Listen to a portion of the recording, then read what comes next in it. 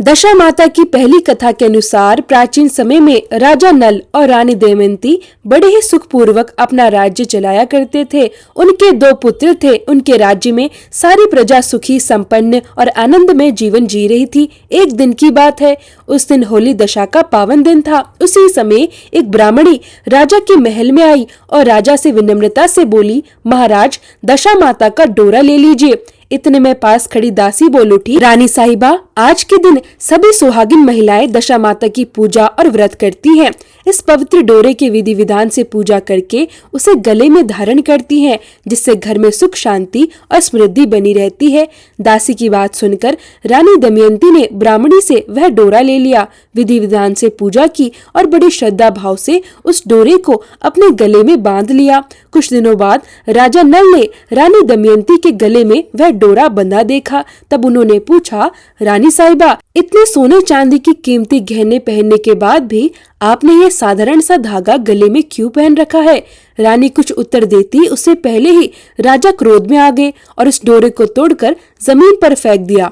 रानी ने तुरंत वह डोरा जमीन से उठाया और बड़े दुख भरे स्वर में बोली, महाराज, यह तो दशा माता का पवित्र डोरा था। आपने उनका अपमान करके अच्छा नहीं किया। उस रात जब राजा नल गहरी नींद में सो रहे थे, तभी स्वप्न में दशा माता एक वृद्धा के रूप में प्रकट हुई। उन्होंने गंभीर स्वर में कहा, हे राजा, तेरी अच्छी दशा अब समाप्त हो रही है और बुरी दशा प्रारंभ हो रही है। तूने मेरा अपमान करके अच्छा नहीं किया। इतना कहकर दशा माता स्वप्न में ही अंतर्ध्यान हो गई। धीरे धीरे समय बीतने लगा और जैसे जैसे दिन बीतते गए वैसे वैसे राजा नल के जीवन में विपत्तियां बढ़ती चली गई। कुछ ही दिनों में उनके सारे ठाट बाट, हाथी घोड़े, लाव लश्कर, धन धान्य, सुख शांति सब कुछ नष्ट होने लगा। स्थिति इतनी खराब हो गई कि भूखे मरने की नौबत आ गई। एक दिन राजा नल ने रानी दमयंती से कहा, तुम अपने दोनों बच्चों को लेकर अपने मायके चली जाओ। रानी ने दृढ़ स्वर में उत्तर दिया, महाराज, मैं आपको छोड़कर कहीं नहीं जाऊंगी। जैसे आप रहेंगे वैसे ही मैं आपके साथ रहूंगी। तब राजा ने कहा, तो फिर अपने देश को छोड़कर चलो, हम दूसरे देश चलते हैं, वहाँ जो काम मिलेगा वही कर लेंगे। और इस प्रकार राजा और रानी अपना देश छोड़कर चल पड़े। चलते चलते रास्ते में उन्हें भील राजा का महल दिखाई दिया। वहाँ राजा नल ने अपने दोनों बच्चों को अमानत के रूप में छोड़ दिया। फिर वे दोनों आगे बढ़े। रास्ते में राजा के एक पुराने मित्र का गांव पड़ा।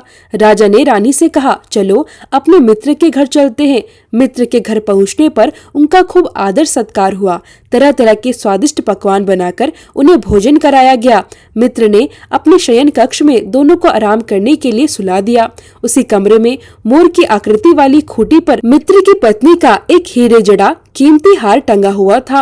आधी रात को अचानक रानी की नींद खुली। उन्होंने देखा कि वह बेजान खूंटी जैसे उस हार को निगल रही हो। यह देखकर रानी घबरा गई। उन्होंने तुरंत राजा को जगाकर यह दृश्य दिखाया। दोनों सोच में पड़ गए कि सुबह जब मित्र पूछेगा तो वे क्या उत्तर देंगे। इसलिए उन्होंने निश्चय किया कि सुबह होने से पहले ही वहां से चले जाना उचित होगा। और इस प्रकार राजा और रानी मध्य रात्रि में ही चुपचाप वहां से चल दिए। सुबह जब मित्र की पत्नी उठी और उसने खूंटी पर अपना हार देखा तो वह वहां नहीं था। उसने तुरंत अपने पति को बुलाकर कहा, देखो तुम्हारे मित्र कैसे निकले, मेरा हार चुराकर रात में ही भाग गए। मित्र ने अपनी पत्नी को समझाया, मेरा मित्र ऐसा कभी नहीं कर सकता, थोड़ा धैर्य रखो, उसे चोर मत कहो। उधर आगे चलते चलते राजा नल की बहन का गांव आया। राजा ने किसी के द्वार बहन को खबर भिजवाई कि उसके भाई भाभी आए हुए हैं। खबर सुनकर बहन ने पूछा, उनके हालचाल कैसे हैं? खबर देने वाले ने कहा, वे दोनों अकेले हैं, पैदल आए हैं और बहुत ही दुखी अवस्था में हैं। यह सुनकर बहन थाली में प्याज और रोटी रखकर भैया भाभी से मिलने आई। राजा ने अपने हिस्से की रोटी प्याज खा ली, लेकिन रानी ने अपना हिस्सा जमीन में गाड़ दिया। इसके बाद वे दोनों फिर आगे बढ़े। चलते चलते रास्ते में एक नदी आई। राजा ने नदी से मछलियां पकड़कर रानी से कहा, रानी, तुम इन मछलियों को भूनो, मैं गांव से परोसा लेकर आता हूँ। गांव का नगर सेठ बड़े प्रेम और आदर से सभी लोगों को भोजन करा रहा था। उसी समय राजा भी गांव में पहुँचे। उन्होंने वहाँ से परोसा लिया और अपने महल की ओर चल पड़े। राजा अभी रास्ते में ही जा ही रहे थे कि अचानक कहीं से एक चील उड़ती हुई आई और झपट्टा मार दिया। चील के झपट्टा मारते ही राजा के हाथ से सारा भोजन नीचे धरती पर गिर पड़ा। राजा के मन में तुरंत विचार आया, रानी तो यही सोचेगी कि मैं भोजन करके आ गया और उनके लिए कुछ भी नहीं लाया। उधर महल में रानी मछलियां भून रही थी, लेकिन दुर्भाग्य ऐसा आया कि सारी मछलियां जीवित होकर वापस नदी में चली गई। यह देखकर रानी बहुत उदास हो गई। वह मन ही मन सोचने लगी, जब राजा आएंगे और पूछेंगे कि मछलियां कहाँ गई, तब मछलियों को ना देखकर वे यही समझेंगे कि मैंने सारी मछलियां खुद ही खा ली होंगी।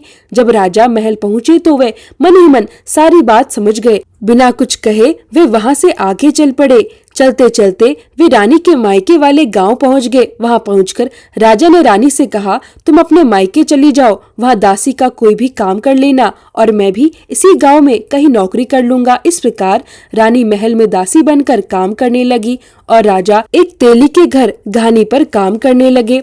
दोनों को काम करते करते बहुत दिन बीत गए। समय कठिन था, पर दोनों धैर्य से सब सहते रहे।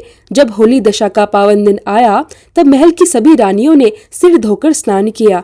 दासी बनी रानी ने भी स्नान किया। दासी ने सभी रानियों का सिर गूंथा। तब राजमाता ने स्नेह से कहा, आओ मैं भी तुम्हारा सिर गूंथ देती हूँ। राजमाता जब दासी का सिर गूंथ रही थी, तभी उन्होंने उसके सिर में कमल का चिन्ह देखा। यह देखकर राजमाता की आंखें भर आई। उनकी आंखों से आंसू की बूंदें टपक टपक कर गिरने लगी। जब आंसू दासी की पीठ पर गिरे तो दासी ने विनम्रता से पूछा, राजमाता आप रो क्यों रही हैं? राजमाता बोली, तेरी जैसी ही मेरी भी एक बेटी है, उसके सिर में भी ऐसा ही कमल है। तेरे सिर में भी वही कमल देखकर मुझे अपनी बेटी की याद आ गई।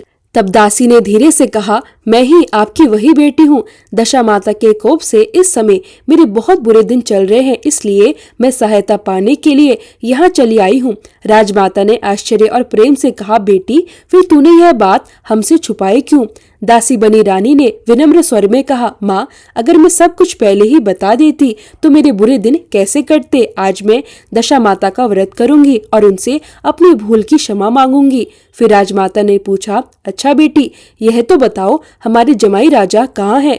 बेटी ने उत्तर दिया, वे भी इसी गांव में एक तेली के घर में काम कर रहे हैं। जब पूरे गांव में उनकी खोज कराई गई तो राजा मिल गए। उन्हें सम्मान पूर्वक महल में बुलवाया गया। जमाई राजा को स्नान कराया गया, नए वस्त्र पहनाए गए और तरह तरह के पकवान बनाकर उन्हें भरपेट भोजन कराया गया। दशा माता के आशीर्वाद से राजा नल और दमयंती के अच्छे दिन लौट आए। कुछ दिन मायके में सुखपूर्वक बिताने के बाद दोनों ने अपने राज्य लौटने की इच्छा प्रकट की। तब दमयंती के पिता ने खूब सारा धन, लाव लश्कर, हाथी घोड़े आदि देकर बेटी और दामाद को विदा किया। रास्ते में वही स्थान आया जहाँ रानी ने मछलियां भूनी थी और जहाँ चील के झपट्टा मारने से राजा के हाथ से भोजन गिर पड़ा था। तब राजा ने मुस्कुराकर कहा, रानी तुमने सोचा होगा कि मैंने अकेले ही भोजन कर लिया होगा, लेकिन सच ये है कि चील झपट्टा मारकर सारा भोजन गिरा गई थी। तब रानी ने भी प्रेम से कहा, महाराज आपने भी यही सोचा होगा कि मैंने मछलियां भूनकर अकेले ही खा ली होंगी, लेकिन वे तो जीवित होकर वापस नदी में चली गई थी। चलते चलते अब राजा की बहन का गांव आ गया। राजा ने बहन के यहाँ अपने आने की खबर भिजवाई। जब खबर देने वाला पहुंचा तो राजा की बहन ने सबसे पहले यही पूछा कि उनके हाल चाल कैसे है। खबर देने वाले ने बताया कि वे तो अब बहुत ही अच्छी दशा में हैं। उनके साथ हाथी, घोड़े और पूरा लाव लश्कर चल रहा है। यह सुनकर राजा की बहन अत्यंत प्रसन्न हो गई और आदर सम्मान के साथ मोतियों की सुंदर थाल सजाकर स्वागत के लिए आई। उसी समय रानी दमयंती ने मन ही मन धरती माता से विनम्र प्रार्थना की और कहने लगी, माँ आज मेरी अमानत मुझे वापस दे दो। यह कहकर वह उसी स्थान पर गई जहाँ उसने पहले रोटी और प्याज गाड़ दिया था। रानी ने श्रद्धा और विश्वास के साथ उस स्थान को खोदा। खोदने पर आश्चर्य हुआ, वह साधारण रोटी सोने की बन चुकी थी और प्याज चांदी का हो गया था। रानी ने वे दोनों दिव्य वस्तुएं आदर पूर्वक अपनी बहन की थाल में रख दी। उसके बाद राजा और रानी ने वहां से आगे बढ़ने की तैयारी की। वहां से चलकर राजा अपने प्रिय मित्र के घर पहुंचे। मित्र ने पहले की तरह ही उनका अत्यंत आदर सत्कार और सम्मान किया। रात में विश्राम के लिए उन्हें उसी शयन कक्ष में सुलाया गया। मोड़ने वाली खूंटी द्वारा हार निकल जाने की घटना के बाद से राजा और रानी को नींद नहीं आ रही थी। वे दोनों जाग ही रहे थे। तभी आधी रात के समय वही मोड़ने वाली खूंटी अचानक हार उगलने लगी। यह देखकर राजा ने तुरंत अपने मित्र को जगाया। रानी ने भी मित्र की पत्नी को जगाकर वह दृश्य दिखाया और कहा, देखिए आपका हार तो इस खूंटी ने निगल लिया था और आपने समझा कि हमने चुरा लिया है। दूसरे दिन प्रातःकाल नित्य कर्म से निवृत्त होकर वे दोनों वहां से आगे बढ़ गए। चलते चलते वे राजा भील के यहाँ पहुँचे। वहां पहुंचकर उन्होंने अपने पुत्रों को वापस मांगा, लेकिन भील राजा ने उन्हें देने से मना कर दिया। तब गांव के लोगों ने सच्चाई को समझाते हुए उन बच्चों को उनके माता पिता को वापस दिलाया। राजा नल और रानी दमयंती अपने बच्चों को साथ लेकर अपनी राजधानी की ओर बढ़ चले। जब वे अपनी राजधानी के पास पहुंचे तो नगरवासियों ने उन्हें लाव लश्कर के साथ आते हुए देखा। सभी अत्यंत प्रसन्न हो उठे। नगरवासियों ने हर्ष और उल्लास के साथ उनका भव्य स्वागत किया। गाजे बाजे और मंगल ध्वनियों के साथ उन्हें महल तक पहुंचाया गया। अब राजा का पहले जैसा ठाट बाट और वैभव पुनः लौट आया। राजा नल और रानी दमयंती पर पहले दशा माता ने कोप किया था। हे दशा माता, ऐसा किसी पर मत करना और बाद में जैसी कृपा आपने की वैसी कृपा सब पर करना। प्रेम से बोलिए दशा माता की जय हो। यह थी दशा माता के पहले दिन सुनाई जाने वाली पावन कथा। कृपया दूसरे दिन की कथा भी हमारे इस चैनल पर अवश्य सुनिए। यदि यह कथा आपको अच्छी लगी हो तो वीडियो को लाइक कीजिए और यदि चैनल को अभी तक सब्सक्राइब नहीं किया है तो अवश्य कर लीजिएगा। राधे राधे।